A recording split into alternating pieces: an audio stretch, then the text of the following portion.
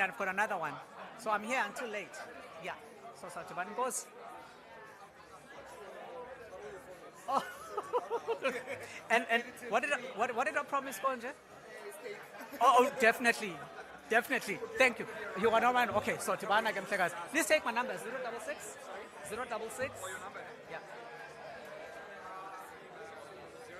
214 6499. 6499. Yeah. 214 6499. Yeah. Zongithumela yakho ke mhlekazi. Inkosi.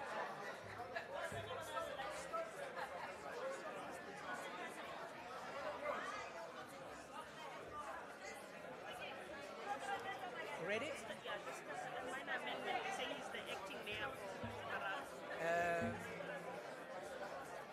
Acting councillor on the show, replacing. Okay, so he's acting mayor for Harare.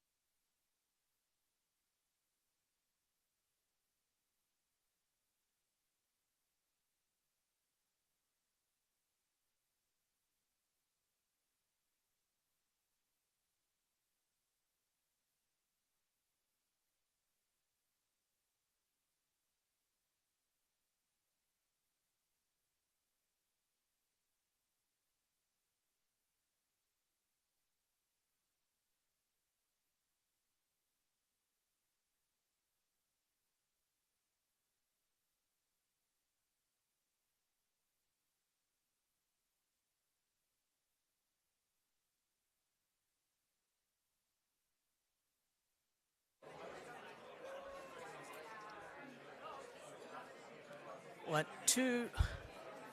Good afternoon, ladies and gentlemen.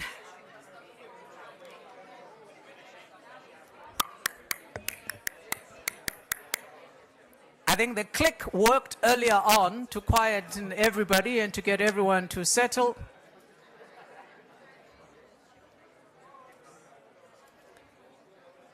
Ladies and gents, we are already behind schedule and we would love to try and catch up with the time that we've lost, even though I know that's almost impossible. But I guess the sooner we start, the better. Thank you for joining us. Thank you for being with us. Minister of Public Works and Infrastructure, Minister Dean McPherson, the MEC for Public Works and Infrastructure in KwaZulu-Natal, MEC Lucas Meyer, Deputy, oh no, this is the replacement, humble apologies. Also, one of our main speakers, I guess he's everybody's, I think he's everybody's favorite mayor. I speak under correction here, but Councillor Chris Papas, who's going to be addressing us. We also have the acting mayor of Harare, who is replacing the mayor of Harare, who's unable to join us now, but we're happy to welcome acting mayor, Councillor Wombrashaya Nende, who's joining us this afternoon. Good afternoon, ladies and gentlemen, and distinguished guests and esteemed stakeholders. My name is Lupumlo Ngayisa, and I have the immense pleasure of running this session.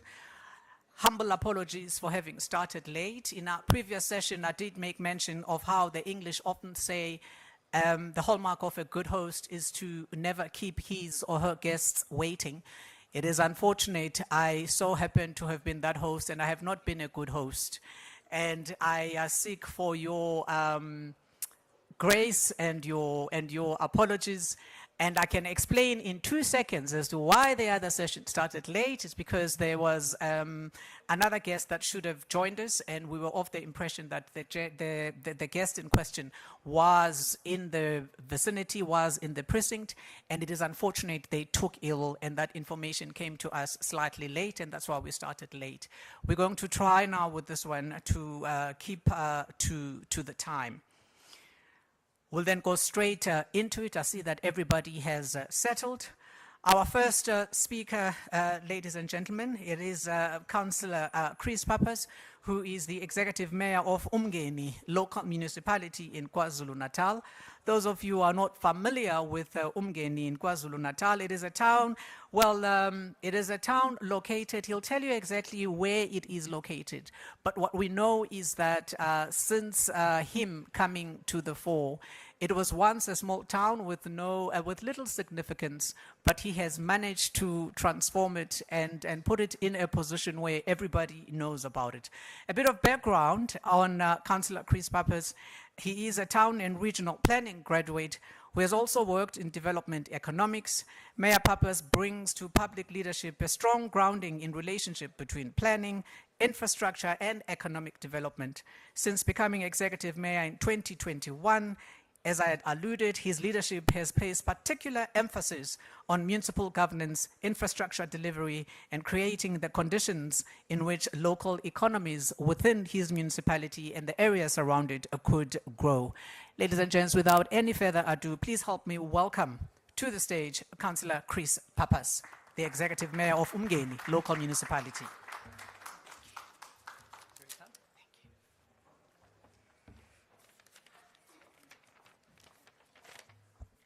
I must expose the minister. As I got up, he asked if I needed a chair to stand on up here. We have a long friendship, Minister, but I must expose you sometimes. Greetings to you, Minister, and thank you very much for hosting this amazing event. To our MECs, deputy speakers, fellow councillors, mayors, ladies and gentlemen, thank you so much for this platform today. The IT guys are going to assist me with a presentation. There we go. Thank you very much. Thank you. Next, back. That's easy enough. All right. So, ladies and gentlemen, I'm going to rely on a presentation today. I think that as politicians, we are great at giving speeches. We are great at setting a vision and making plans. But I wanted to talk to real numbers today. And it's important that I do that because what we do every day in local municipalities is to try and advance the lives of our people, and in particular through infrastructure development. So this is the topic for today, creating industrial cities through infrastructure investment. I do want to move slightly away from this, but still focusing on infrastructure development. But I want to put real numbers to some of the things that a municipality can do. Now, I was listening to the Mayor of Cape Town speaking in a session earlier, and he was, concerned that many of the people sitting in the room speak in numbers much bigger than his. Well, I'm afraid my numbers are much, much smaller than most of you speak in as well. My municipality, or the municipality that I lead, is that small little dot over there on the east coast of South Africa. We are the 137th largest in the country, or 37th in the province of KwaZulu-Natal, 25 seats in our council, and a small budget of 650 million rand. I think some of your companies and government departments, that's their water bill for the year. So I don't want to shy away today from speaking about the small, because when duplicated over time, the small becomes massive. And we often speak about, massive infrastructure projects, national priorities, or strategic issues of strategic national importance. We speak about billions and tens of billions of rands and dollars invested into major highways and airports and mines across our countries. But what we don't often speak about is the cumulative effect of the investments into our small towns and secondary cities across our country and many parts of Africa. So I want to speak about that today. I want to speak about the areas that these major highways run through. I want to speak about where these airports are built. I want to speak about the pipes that are laid from the big dams that national governments build. So this is my humble budget, ladies and gentlemen. But this leads to a story that I want to unpack for you today. As our program directors indicated, in 2021, I took over a municipality where infrastructure was not the priority. And slowly over time, we had to rebuild the capacity of the state to be able to deliver the key essential things or the building blocks of economic growth. And that is ultimately infrastructure. So over the last 5 years, we've more than doubled most of our budgets, in some cases 300% increase in most of our budgets. And this is, as I've said, the foundation upon which we hope that the industrial base grows, that we hope that our investment grows, that we hope that job creation grows. So these are some of the numbers, and I'm sure there's a whole different talk that we could have on social infrastructure, which is something that is not often spoken about. But these are the hard numbers, the number of kilometers that we've built to lead to our industrial areas, the transformers installed so that we can feed our factories, etc. But it's great to say that as a municipality, as a small local government, that we've put all this money towards different things. And government is good at that. Government is good at throwing money at problems or throwing money at visions and ideas. But what does it actually mean when that money translates into something deliverable? So I'm going to give you a couple of statistics here that help to build on this importance of direct infrastructure investment in small towns, villages, as well as secondary cities to grow our economy. So as I said to you earlier, our municipality is the 37th largest in the province of KwaZulu-Natal. On the screen here is the total value add of building plans in 2024. Unfortunately, I haven't got the latest data. But despite being the 37th smallest or largest out of 52, depending how you look at it, our municipality was able to generate the third highest amount in terms of value of building plans in our province. eThekwini, the major metro, 6 million people plus. The corridor between Belito and Mhlanga, which is one of the fastest developing in our country, comes in second. And bigger than the capital city, bigger than cities, secondary cities, bigger than many of the industrial cities in our province is our small municipality of Umgeni, there at number 3. And that's important in the context of these numbers. Because when you are investing into infrastructure, you want to know that that investment is going to lead to growth. And this is it. What better way to prove that people are investing, expanding their existing businesses, starting greenfield developments, investing in their homes and businesses, than to look at the amount or the value of the building plans that have been generated in that particular area. The next is this one, and it's an important one, and I hope that there's no one from Msunduzi, the capital city here, Pietermaritzburg. But these two municipalities lie right next to each other. Regionally, geographically, there's no difference between the two. But the one is a city moving forward and investing in infrastructure, and the other is constantly in the news for bad issues. Now, this is not to take a dig at my colleagues in Msunduzi, but it is the reality of how infrastructure investment, good governance, moves towns and cities forward. So property is the building block of our economy here in South Africa, and property rights, as we know, it is a topical issue politically. But in our municipality, which is the top graph, in our municipality there's a constant growth in terms of property value, but more importantly, there is a very small gap between perceived value and what people are actually getting for the sale of their properties. In other words, you think your property is worth 2 million rand, and you get somewhere close to 2 million rand when you sell it. In Msunduzi, which is right next door, you think your property is worth 2 million rand, but the property is actually worth 1 million rand. Because people perceive your area differently to you do. The market looks at it differently. And that's one of the differences between an area that is growing, an area that is investing, versus an area that is not necessarily moving in the right direction.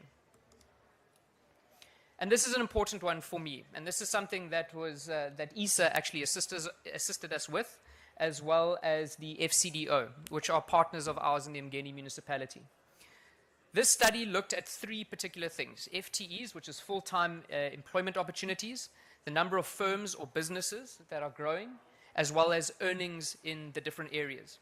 And it's a comparison between 2 municipalities side by side with different governance structures and different priorities. So the blue line is Umgeni and the orange line is Msunduzi or Pietermaritzburg. And in all three, our municipality is outdoing this particular neighbor, who's the capital city, over 1 million people or close to 1 million people, and a budget of around 12 billion rand. In terms of full-time employment opportunities, both cities growing at about 5%. The difference starts between the number of firms and the different earnings. In the Msunduzi municipality, over a 5-year period, the number of firms has decreased by 1.6%. In other words, people are leaving, businesses are closing that particular municipality. In our municipality, it is growing at about 6% over that same period. In other words, people are investing, businesses are growing, they have confidence because they see these numbers that we're investing in. They can see that the roads are being repaired, that they can see that the electricity infrastructure is being invested in. The next one, and the most stark, is earnings. Now, we know that we have an inflation, we know cost of living increases over time. The important thing is that your economy needs to keep up with that so that your people in your municipality don't necessarily become poorer. Your businesses need to have confidence that they can pay their workers more because they too are expanding. And the biggest difference here between these two municipalities is earnings. In the Msunduzi municipality, earnings increased on average 2% over a 5-year period. In the Mgeni municipality, it increased 16% in the same period. A tale of two cities right next door to each other where the priorities are completely different, where there is visible investment into infrastructure. Now, some of these firms and some of these earnings are linked back to the industrial topic that we have today. And it's great. We love to pat ourselves on the back as politicians, right? We can find the statistics to support our own investment. But when you start getting recognition externally because of the work that you are doing, that is when it really starts to count. The first one is from UNESCO, and that's more to do with arts and culture. But there's a couple on here that are particularly important to me. The second one is youth unemployment decreasing by 7%. Now, that is a real, measurable, tangible result of infrastructure investment and firms growing in our area. The next two I've spoken about. The bottom left-hand side is particularly important as well. While it's great that earnings are increasing, it's great that new businesses are opening, what are we doing about a serious problem in our country, and that is inequality? So it's great if people are prospering, but are we making sure that the people at the bottom and the people at the top are prospering equally? In our municipality over the last 4.5 years, the Gini coefficient has decreased by more than 10%. That means that the gap between the rich and the poor in a short space of time has got less, which means that everyone is moving in the right direction because of the interventions. Then the last two that I'll touch on is that 2 weeks ago, the F.W. de Klerk Foundation named us as the 7th best municipality in a study that they did. From coming from bankruptcy, from coming from skewed priorities, to be named the 7th best municipality is testament to what a government can do when political willpower, when speeches, and when vision translates into something tangible. I must point out, I don't think he's here, but the mayor of Cape Town, when he visited me not so long ago, I stopped at number 7. I went down the list, and when I got to number 7 and saw our municipality, I stopped. I didn't go any further. But he pointed out to me that the city of Cape Town was number 8. So when he did visit me, I asked him if he wanted lessons in good governance and economic growth. And then the last one I want to speak about is net new jobs. What we lack in our towns and cities is growth that leads to job creation. So we have growth in some places, but it doesn't create jobs. So over the last 4 years, through infrastructure investment, through focusing on the right things, making sure that our economy has a strong foundation, we've managed to create a net 2,200 new jobs. And when your workforce is only 40,000 people, that is an incredibly significant number for your municipality, or our municipality. So the point that I wanted to make here today is this. While we often look at infrastructure as the biggest bridge or the biggest rand value or dollar value, sometimes we must take a step back and realize that the cumulative effects of small investments in all our towns and cities not only benefit our local communities, but they also lead to the type of growth that we speak about at a national stage and that we speak about in our speeches. So I hope that when you go back to wherever you come from, you don't overlook the small towns and cities, because that is where growth is really going to happen. Thank you.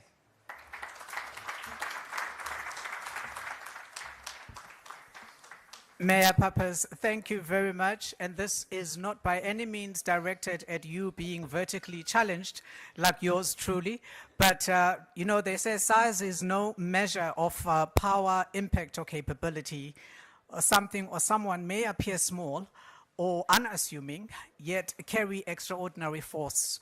And this presentation that you've just shown, a tiny little municipality of Umgeni to have been able to achieve what it has achieved, goes to prove that size is indeed no measure of power. Congratulations to you and the stakeholders that continue to support, and may other stakeholders be inspired to do the same in the various municipalities.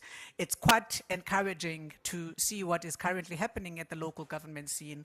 In our previous session, we had a very equally awe-inspiring presentation from the mayor from the city of Rustenburg. So it's quite good to see that whilst certain things are going bad and certain things are going wrong, that there is actually movement and movement towards the right direction.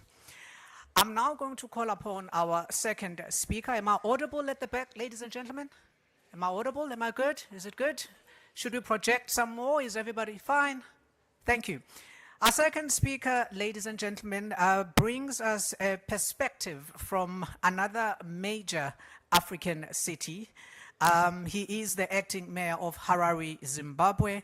His public service journey spans local government, governance, international relations, monitoring and evaluation, humanitarian assistance, and law.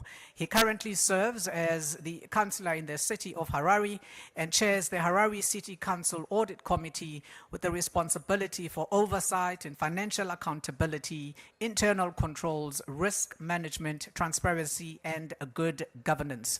His leadership has been shaped by long-standing commitment to accountable institutions, democratic participation, social justice, and citizen-centered governance, which concerns that have become especially important when the cities must deliver infrastructure under conditions of rapid urbanization and constrained public finances. Ladies and gentlemen, please help me welcome to the podium the acting mayor of Harare, Zimbabwe, Councillor Wumbashari Tsingarani Nende.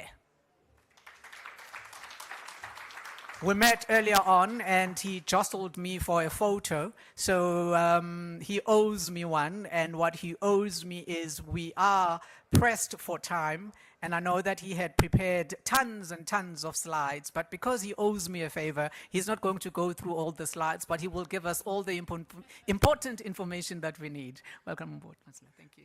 Thank you very much. In Zimbabwe, when we use ED, our president's initials are ED, but when we use it for events director. And so I'm referring to you as ED today. I'd like to recognize the minister. Thank you very much for a wonderful dinner yesterday. Fellow mayors. Yeah. This has been adjusted for someone who was perpendicularly disadvantaged, but now I've taken it to my height. So from the conversations that we had today from the morning, so I'm not going to use the speech that they wrote for me because of what is said. From the conversations that we had in the morning, the perspective of African Renaissance coming from none other than former President Thabo Mbeki, it spoke about one thing that was very particular. Africa must unite. So we are here today, and we are speaking about bringing back the glory of the manufacturing industry, the industrialization, through integrated means of ensuring that municipal cities are working in cohorts. But that integration, does it just come from the technical aspect? So when the professor was speaking here, he spoke very aptly about the human resource. But it doesn't just emanate or depart from the human resource. It starts from the humans themselves, from their interaction. Is Africa ready for integration? That is a very pertinent question. As we sit here, we come here to deliberate and we say we want to integrate. Have we shown signs of wanting to integrate for the greater future of our municipalities? Or we are working in silos? Zimbabwe is having its own plan, Botswana is having its own plan. They tried to have the Kazungula border. There were challenges in terms of former President Robert Mugabe had his own side, and there were challenges. People just failed to come together, to coalesce, to come up with a bridge. Just a bridge that would then make sure that there is free trade, there is more trade, there is less time in terms of the clearance when you're dealing with transfer of goods from north to south and south to north. So if we are not ready for that today, are we sure that these conversations will emanate in what we intend to attain? Because we come here, I'll go back with a lot of things. I'll tell my people, this is what I learned in South Africa. This is what we intend to do. And the principle of intended consequences would say, as politicians, we come and table the things. We give it to the technical guys that are operating within our municipalities to say, this is what we want to attain. But even within the very same locality, does the government plan align with what the city want to attain? Are there conversations between the mayors and the presidents in terms of the national agenda, also as well as the African agenda? Because you have people from the Ministry of Foreign Affairs are the ones that are being deployed to go and ratify whatever is discussed in the African Union. When they ratify those things, have they gone there with things that are pedantic, that are supposed to come back to the local authorities? So you find a person who's not technically averse in terms of things that are supposed to happen in a municipality goes and adopts local governance issues. He doesn't even understand any of them.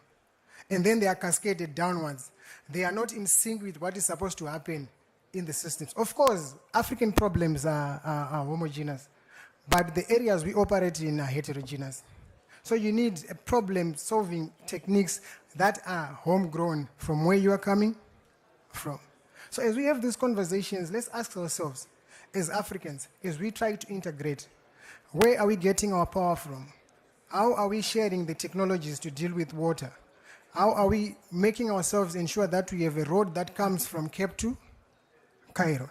Even if it was Road's dream, but we are now the Africans that are using that very same Africa.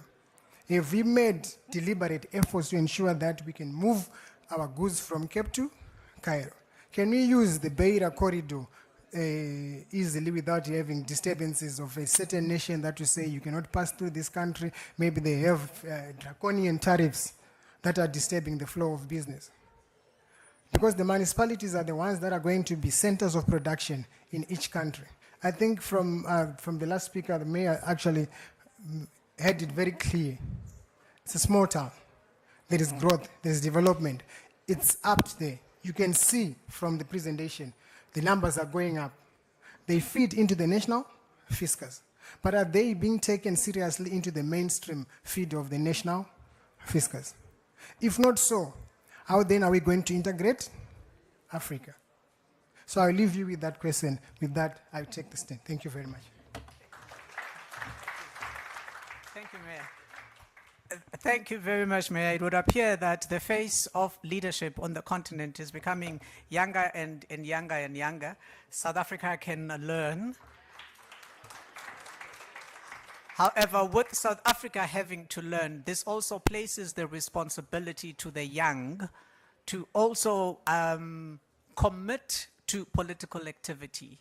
It's one thing, speaking of the need, the desperate need for young leadership, when those who could be of tremendous value to the state choose not to engage. So it basically goes back to the young. If it is that the young, because it is the young that are going to inherit this country, not the elders. Thank you so much, Acting Mayor, for those inspiring words. We're hearing now from two cities, different circumstances, different institutional and economic contexts, yet the same fundamental African questions continue to confront us. How do we build cities capable of carrying Africa's economic ambitions? Not just only South Africa's economic ambitions. We have to see ourselves as part of the continent, for the continent continues to remain our biggest trade partner. This has very little to do even with our important history, but it has to do with the reality that faces us. So we cannot speak of South Africa in isolation to the rest of the continent. I thought I would rehash that, as it's a message that is very important. We've got to see ourselves as Africans, as much as we see ourselves as South Africans. This question that I've just asked, ladies and gentlemen, then takes us directly now into our panel discussion under the theme or topic, creating industrial cities through infrastructure investment. We all hear about Africa having a significant opportunity to accelerate manufacturing, to strengthen regional value chains, and to reduce its dependence on the export of raw materials. But an industrial city is not created merely by declaring an industrial zone. A factory cannot run on policy. A factory runs on electricity. The factory requires water. The factory requires roads, rail, ports, airports. It requires logistics and telecommunications. Increasingly, it requires fiber, 5G, cloud infrastructure, AI automation, robotics, and the wider architecture of Industry 4.0. For generations, as we all know, Africa has lived with a costly, very costly contradiction. We extract what lies beneath our soil, transport it elsewhere, and too often buy it back after somebody else has processed it and manufactured it, packaged it, and selling to us at prices we often can't even afford. Surely, with this young blood that is now coming into the fore, that could not remain the permanent architecture of the African economy. So our subject, creating industrial cities through infrastructure investment, is ultimately about integration, as the acting mayor has alluded. The airport has to connect to the industrial zone. The industrial zone must connect to the road and rail. Road and rail must connect to ports and markets. The factory must have reliable energy and water. And the entire ecosystem must be digitally connected. Our task this afternoon, ladies and gentlemen, with the limited time that we have, is therefore to interrogate this one central proposition.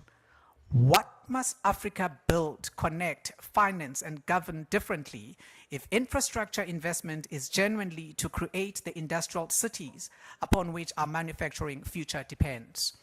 I'm now going to be calling upon, and I have the privilege of being joined by 4 gentlemen who occupy different but highly interconnected positions within that industrial infrastructure ecosystem. It is my pleasure, ladies and gentlemen, to welcome Mr. Hamish Eskin, who is the Chief Executive Officer of Dube Trade Portal Special Economic Zone, bringing the practical experience of airport-led economic development around King Shaka International Airport, where aviation, logistics, manufacturing, and commercial activity are deliberately connected. A big round of applause for Mr. Hamish Eskini.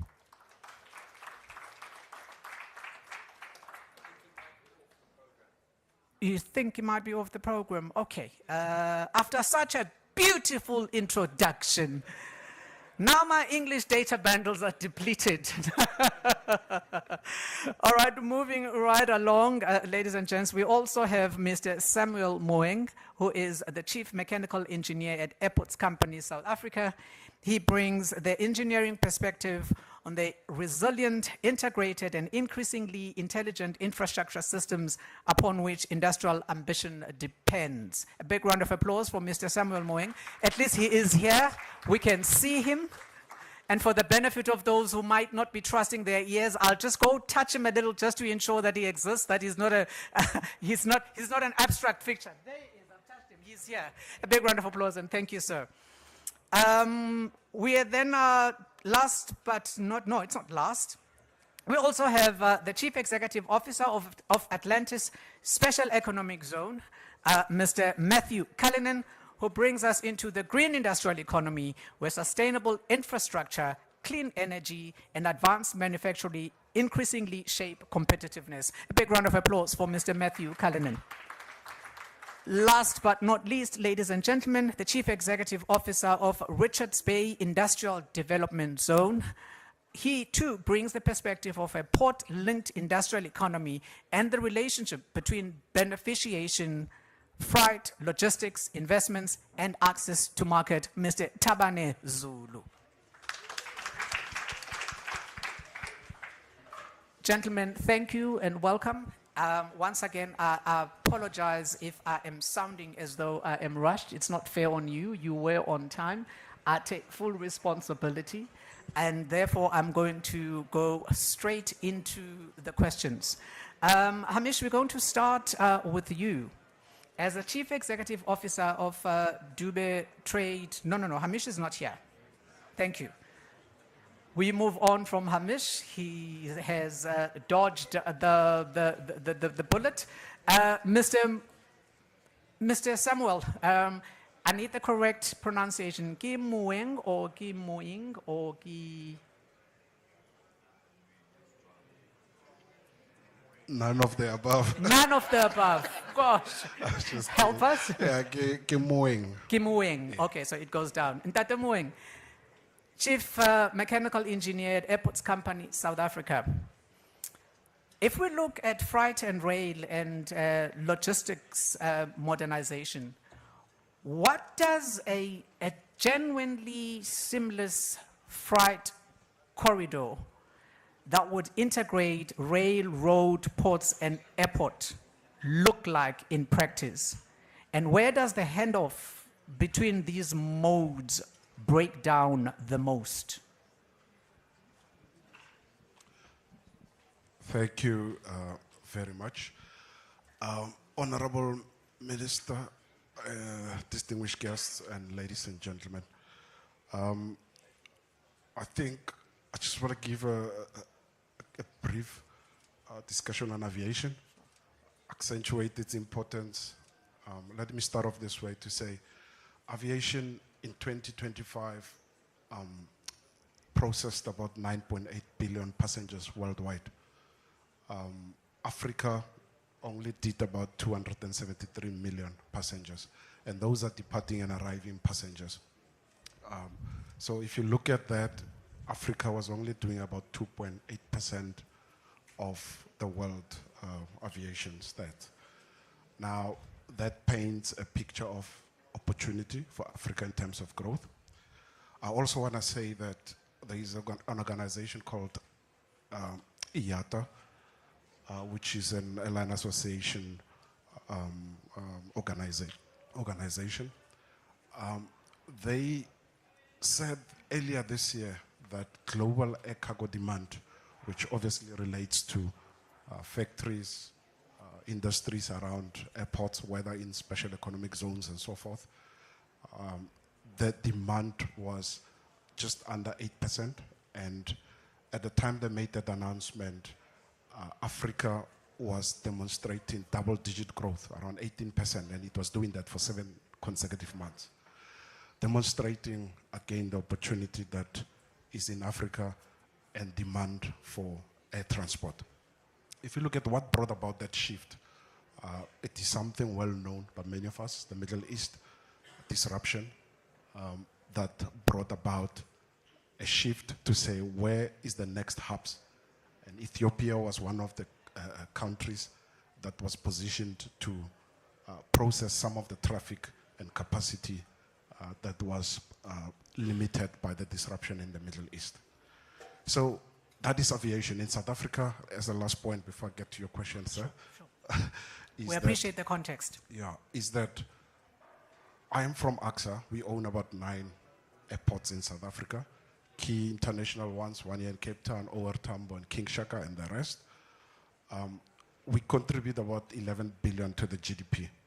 We also, if you look at the aviation sector, it's about 150 billion rands to the GDP. So it's quite an important sector. And now I will move over to your question around what would be considered an ideal freight and logistics modernization picture. From an airport perspective, you were looking at integration something that's more integrated. And what do I mean by that? Is that I'll bring in practical examples. If you look at the OR Tambo Special Economic Zone, you have some of the biggest logistics companies there. DSV made major investment there for 130,000 square meter facility. You've got Take a Lot there as well, which is into e-commerce. So those are some of the industries that are growing a lot. And when they move goods through our airports, they really are looking for seamless transportation of their goods. For a manufacturer or anybody, you are interested in your goods leaving your factory, getting to the destination in the shortest time possible. So you must understand that in an airport environment as well, same as other borders, you do find multiple agencies that you need to comply to, one of them being SARS in terms of customs. So you do not want to bring goods to an airport and they lay in a warehouse for many days and then they cannot be processed. So that's seamless processing. Data Mike Selector, I think the battery is probably ran low. Okay, yeah, so, yeah. Maybe I should change because the batteries are about to die. Sorry about that. Thank you.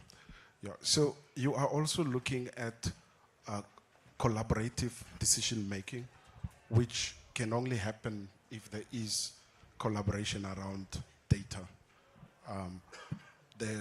Also, if you're a cargo owner, whether you're dispatching medicines, whether you're dispatching electronics to some destination country, you want to have visibility of your cargo from the moment it leaves your factory to when it gets to our airport cargo facilities until it's cleared by customs.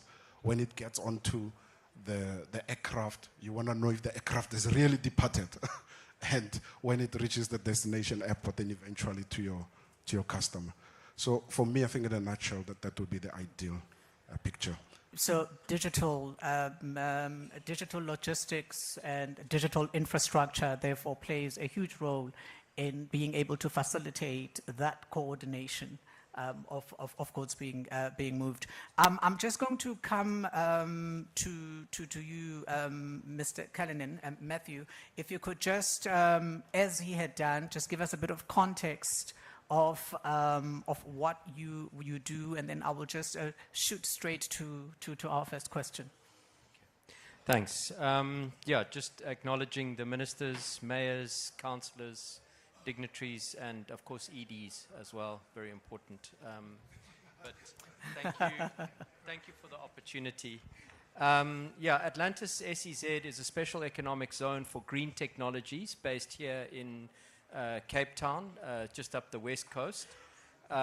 We sort of got underway seriously in about 2021.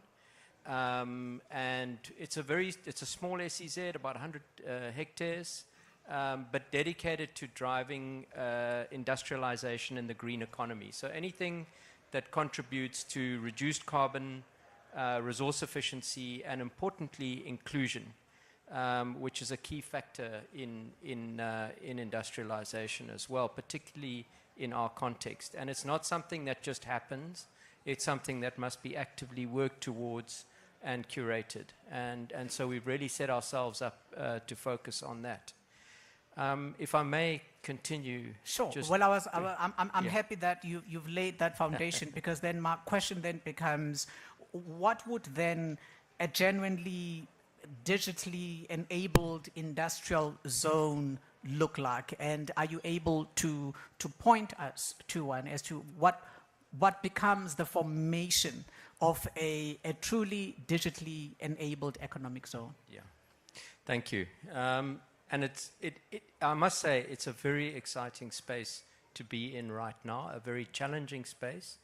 But really the advances taking place, the opportunities that they present, particularly in the green economy, means there's plenty of opportunities out there. And I think just to contextualize this, and I think it's important, an industrial zone is a space within a broader context, a municipality, a province, a country.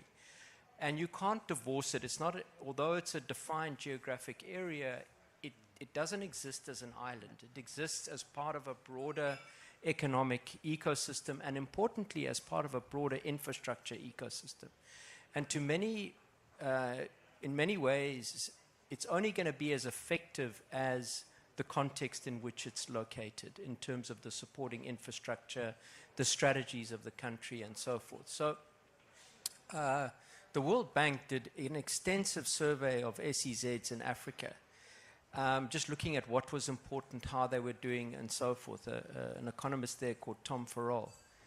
And the results were very interesting, because what they showed was that the most important issue for investors looking to invest in an SEZ was not incentives, it was infrastructure, and the quality of the infrastructure, and if it was sufficiently reliable. Number two was skills and labor. Was it available? Is it there? Can they draw on it? Are there support systems? Number three was policy certainty, the consistency of the policy environment to consistently support the direction that the country was going in. Only thereafter really did incentives and those sort of things start beginning to play a significant role in decision making. So for us as Atlantis, I think what we've seen is that we're focusing on green. Sorry, I just want to get my notes here. No challenge. Having your challenge with pages is spreading. I had to explain earlier on. I have since parted ways with my laptop and my iPad. It was not really amicable, as I had no intentions that my laptop and my iPad would part ways with me today. Hence, I'm also all over the papers in case you're wondering. But we keep it moving. Yeah, and I'm we a do great what we have embarrassment do. to my team that I still use pen and paper. But yeah, so I think for us on infrastructure, what we focus on is green infrastructure. We're targeting green investment, and our zone also is run on the basis of green infrastructure. But for most of it, it's really a strategic decision, because green is also cost effective, it's resource efficient, and therefore it saves on the bottom line. So if you're investing, for example, we have a net zero carbon strategy. In a world of the carbon border adjustment mechanism, in a world of increasing electricity costs, in not so much nowadays, but when there was some energy security issues, all that becomes very important if you can install solar panels with battery backup as you build the zone, so that you've got a base of reliable green energy for your industrialists to draw on. And that's now a strategic investment that goes beyond just simply green. And in that sense, we're kind of like a living lab. I see here Niels Luchters from Hyena, who's a startup coming out of UCT, who has developed a hydrogen power pod. It's essentially a generator that will run on hydrogen. Its intermediary phases include LPG and so forth. But these are the kinds of technologies that we will be piloting in the zone and testing as we build out what the future of green infrastructure and sustainable infrastructure looks like in the zone. And that approach goes to water, it goes to waste, it goes to working with nature, and so forth. So our whole strategy is built on driving the concept of green, which is resource efficient, cost effective, but very much also recognizing the need for us to work within the broader context of the Western Cape strategy, the City of Cape Town strategy, and of course the country as well.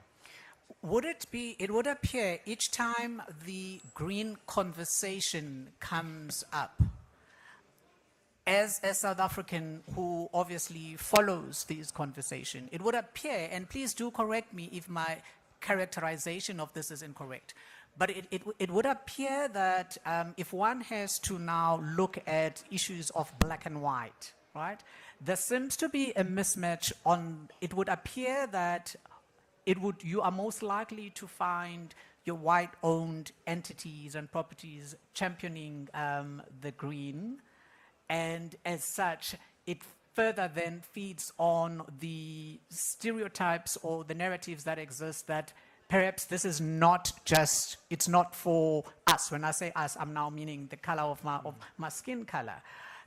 There definitely is a problem there. how do we then bridge this and ensure that when we're talking green, we aren't necessarily leaving all of that to the preserve of your so-called white companies, but it's a language that is understood by everybody? Yeah. Look, what is amazing is that every single investor in the SEZ and on our pipeline is, if they're South African, they're black. That's good. And there are obviously some foreign direct investment as well, which, you know, is good for us, and they will have partners that they build on. So, you know, for example, we've got a battery energy storage company which is being set up that's driven by a black entrepreneur. We've got an acetylene and oxygen manufacturing facility which is up and running. That's driven by a black entrepreneur, and that's key for your solar cell manufacture and a range of other. So there is transformation is beginning to take fold. Fundamentally, I mean, our agro-processing is a wonderful story. Mint and honey, they're doing a super cereal, which is for the World Food Program, for places where there's starvation and there's a need for a good food base. And that is someone who actually grew up in Atlantis, which is the town which was, in a sense, during apartheid set up almost like a colored homeland, almost also part of the industrial deconcentration point, which is why we're there, because it's a very underserved area traditionally. He grew up there, and he's now come back, he's investing there, and he's building this incredible factory which will deliver healthy food across Africa. So these are just some of the stories. I can carry on, but I mean, what is really encouraging is to see the level of entrepreneurship. And I should say that the systems that we have in South Africa to support these entrepreneurs are phenomenal. I mean, we've got what the IDC does, what Infrastructure South Africa does, what the DTIC does, the various funds that we have are really, I think, making an impact. And if you want to find good stories about the impact of those funds, you can come and see them in Atlantis. And I think we're just scraping the surface. I think it's very exciting. You know, I've got gray hair. You were talking about the youth, but I've got great confidence in the future of the leadership of South Africa and Africa. It's very exciting. We really are on the cusp, I think, of something quite tremendous. I was about to actually use those exact words, as though you've usurped them from my mouth.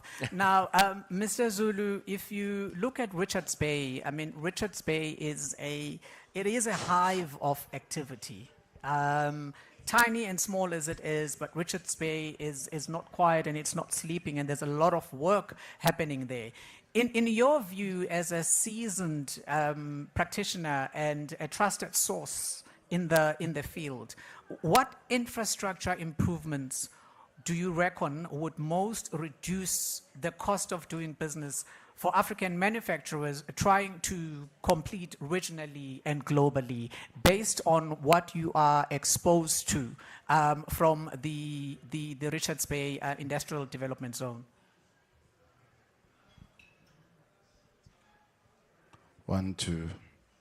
No, thank you very much, program facilitator, for the opportunity. But before I respond to the context that you have just presented in a form of a question, I want to make a reference to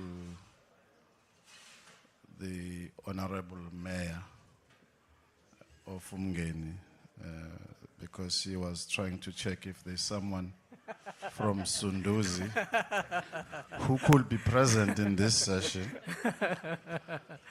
And I understand very well the analysis that he has presented, and to a larger degree I can really align myself with your analysis. I know you don't know this part, but I'm the former city manager of Msunduzi Municipality. Oh. But so I've understood your analysis. It's a general concern. Everyone is concerned about it. As you will know, some interventions as well by MEC for local government have been made. The point that I want to make before I pass this item, because it's important for leadership and also for stability. Msunduzi has been mainly affected negatively by the failure to have leadership stability at an administration level in particular. If I were to count how many municipal managers they've had since I left, you will also understand how the management has been affected negatively. But we need leadership stability, and I think part of yourself being a mayoral candidate for Umgeni is to sustain leadership stability in municipalities, which is a critical component of sustaining what we do from a local economic development perspective in particular. From a Richards Bay ITZ, I want to also stand on a protocol established. I've seen some of my leaders are here at the provincial level, and I would like to observe that protocol. We are really very concerned about infrastructure. Infrastructure, it's a catalytic approach in ensuring that our economic development, which is a key element why special economic zones are established in the first place, is to facilitate economic development and growth, and we can only do that through the first world infrastructure. I think Matthew has already contextualized why we exist. You do the same, but if you want to focus on a manufacturing sector, which is one of our key priorities, is to re-industrialize. Let us be faced with the reality that South Africa is faced with. Our economy is not growing. It's either it stagnates or it declines. Our employment is the same thing. So there is a close alignment between the economic growth as well as the job opportunities. And one of the reasons for that is the failure to build an infrastructure that can create a conducive environment for manufacturing sectors to be part of that infrastructure. And not just an ordinary infrastructure. I'm talking within the zone itself. Of course, you'll need the municipality. That's why we work very closely with local government, in particular your city within which you operate. In my context, I work very closely with the city of Mhlathuze because they provide the infrastructure that is necessary to create conducive conditions for potential investors to have easy access to our zone and easy access into the cities and so forth. So if you can't then develop and grow world-class infrastructure within your zone, chances are you won't be in a position to attract potential investors who may have a strategic business appetite to establish themselves within the zone. So when we then look into our infrastructure, we don't take it light. We take it as a strategic investment. And I'm very happy that government has realized that by establishing special economic zones in our country, we are now 12 that we are all in existence, and our mandate is very clear. It's not ambiguous. It's up to us to operationalize the mandates within which special economic zones are established. We are doing that at Richards Bay. I was talking to Matthew earlier. We are doing quite aggressively, and we have managed through building proper infrastructure within our economic zones to attract potential investors that have established themselves to begin to see the need to operate within our zone and create jobs for our people. So there are classic examples that one can talk to. We are focusing in particular on the energy sector because we have realized that strategically, if you want to sustain infrastructure that you have, if you want to attract more investors into your zone, you need to make sure that there is energy availability, because energy is key to any manufacturing industry. Without energy, there can't be any manufacturing. The intensity of energy using that must be used for the infrastructure projects is quite necessary. And we have decided to declare ourselves as the energy hub for the region, for the province, and for the country at large. We have identified specific energy-related projects that will be established within our zone, including the building of 3,000 megawatts, we should be doing together with ESCOM and many other gas-to-power projects. Is the realization that if you want to re-industrialize and increase your manufacturing capability, you've got to make sure that all the related components of infrastructure, such as water, such as energy, and many other facilities are inexistent and within the proximity of your operation, it's only then you can then develop sustainable investment in a manufacturing sector. Now, a fundamental question that always ask, why our economy is not growing as a country? Why do we stagnate or decline? It's simply because our manufacturing capabilities have decreased. And as they have decreased, very little effort has been made to increase the manufacturing capabilities so that our economy can grow. And our infrastructure must be in such a way that you can beneficiate, you can manufacture, and you must create productive employment. And you can't do that if you don't have first world infrastructure. So we have made a conscious strategic decision that Richards Bay will operationalize its mandate by first focusing on investing in the infrastructure, working with strategic related institutions such as DTIC and also financial institutions that can also form part of our model of implementation. Infrastructure is expensive. I think the Prof spoke about that earlier on, that the issue is money. And I fully agree with Prof. The money is not a problem. The problem is conceptualization and bankability for our projects. I do not have a money problem in the zone. Please, if you want to come and invest, come. Don't worry about money, we'll get money for you. So we are now implementing a 15 billion project to produce titanium dioxide within our zone. And we have done a collective effort to make sure that the conceptualization, the implementation strategy of this project will require so much money. Where do we get the money? We put a team together. We started a process of looking for funding for the project. As we speak, we are on our first phase of this project where we're doing the piling work for the establishment of this project. The plant will be built within 36 months, and thereafter we'll be able to employ 850 permanent employees. During construction, we'll be able to attract 3,000 employees in our zone. It's practical, it's doable.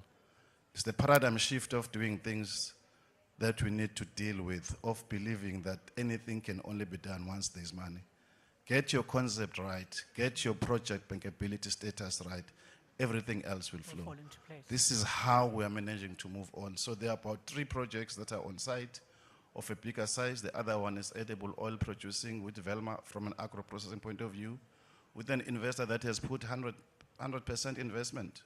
Not even a single cent is coming from government, because we have created a conducive environment for infrastructure with our related partners to do that work. Work very closely with Transnet, taking competitive advantage of our port. It's a deep sea point. Any investor who wants to do something wants to know how to export, how to import. And we are saying, because we want to beneficiate, we want to produce products of quality, we must therefore create a conducive infrastructure environment for that to happen. If our country cannot focus on the manufacturing sector, the economy will never reach it. We have dropped from 23% to our GDP, which was in the 80s, and in the 2000 we dropped to 19, and in the year 2024 we dropped to, if I'm not mistaken, we dropped to 13. That's not a good picture. That picture needs to change, and it must change urgently, immediately, and very aggressively. Thank you. Thank you. It goes without saying. Thank you for that. Once again, great to hear that what I had been seeing with my own eyes is actually the reality. The place is a hub of activity. There's movement. But this now goes back to the entire room. I don't know if there are policy makers within us. The issue of leadership continues to be a stubborn problem. And I would like to think that we've now entered the full terrain, for example, of coalition politics, which further complicates the matter. I'm keen to throw something out here that perhaps policymakers could look at. At some point, if it is that we want the economy to grow, and we have come to appreciate that these leadership changes that happen ever so frequently, that leave us worse off, because now the train is in motion. systems are in place. We know what Matthew and the team is doing. We know what, for example, AXA needs in order for AXA to be able to compete globally and to do what it needs to do. There are all these investments that you come. Touch wood, change of guard, change of leadership. Then all of a sudden, all of those projects come to a standstill. So we've got to find a way as society that is going to somewhat, if I could, I would say that will waterproof the work that gets done, such that it matters not who then comes on board, but the work must go on. Because clearly, listening to all conversations, even what you had raised earlier on, Prof, the issue here, we do have a big leadership challenge. And I don't think we are comfortable in facing it enough and speaking openly about it. Something needs to be done about our leadership and how our leadership tends to do the opposite, in particular when there are leadership changes. Colleagues, I know that you obviously have a whole lot more that you would like to share, but I'm going to ask of you, Mzi, that perhaps from this, if it can be a resolution, as I had asked with the previous panel discussion, I know in the room there is someone from the Eastern Cape. There is someone from Gauteng. There is an SEZ in Gauteng. I don't know as to whether or not what the current configuration of SEZ is insofar as knowledge transfer. I don't know if a body exists wherein you convene from time to time, because it's all well and good that all this great work, Matthew, that you're championing in the Western Cape, it's happening, and that all of this is happening in KZN. But the risk of the Western Cape and KZN rising into prominence and creating all these opportunities is then you're going to find this internal immigration, where people then are going to, as we have seen, where people will then leave from their respective provinces to catch greater opportunities, and that causes tremendous strain. So I'm of the view that perhaps if you yourselves could find a way of coordinating and organizing yourselves, you would be able to help the other provinces as well. Because ultimately, in a democratic society, we are, as individuals, government. Gentlemen, I wish we could have more time, and I'm really, really, really sorry, but I stand to be fired if I continue a second longer. Those of you who wish to interact some more with our panelists, please feel free to do so. But it is unfortunate I have to close, as I'm already way too late for our next panel. But thank you so much for your grace, and thank you for your I'm time. so sorry to be so rude. I just Sure. want to point out one of our young leaders there, Olwetu Machi, who's linked to one of our investors on the pipeline. So watch this space. There's our future. He's sitting right there in the front. So infrastructure finance specialist, that's the future sitting right there. That's wonderful. The future is now, and the ID number of the future starts with an 00, unlike our ID numbers. Thank you so much, gentlemen. A big round of applause for our panelists.